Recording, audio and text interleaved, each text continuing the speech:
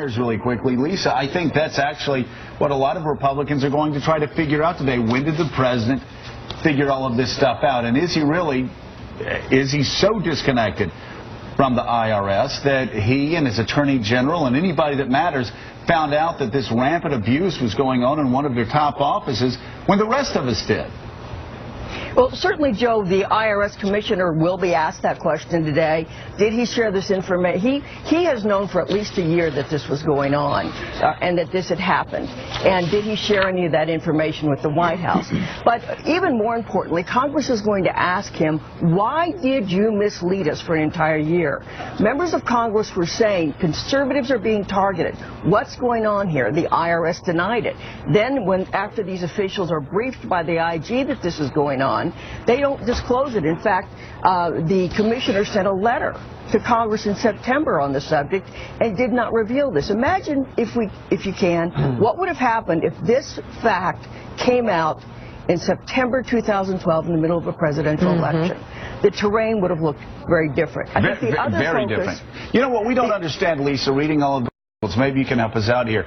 Why is it that the president fired somebody who really was on the periphery at best of this scandal, if that's what you call it, when it broke, and the person who was in charge has actually been promoted to the most important political position in the IRS, which is because we had Newt Gingrich earlier this week saying if you can't trust the IRS to do basic things, how can we trust them to take care of your health care? Well, even Newt Gingrich and the other Republicans that were talking this line earlier in the week had no idea that the person of the IRS that conducted these political, some would say, witch hunts, is a person of the IRS that's going to be in the middle of this health care battle. Well, you remove the commissioner because he's the guy at the top.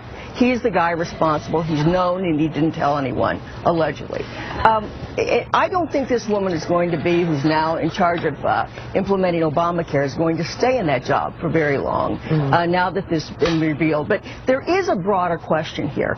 Even if you believe that this targeting was basically carried out by frontline employees in the Cincinnati office, and there's a lot of reason to believe it was much broader than that.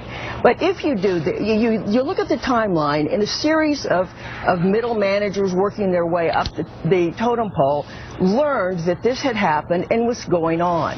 Yet they see their agency deny it to Congress. No one came forward as a whistleblower.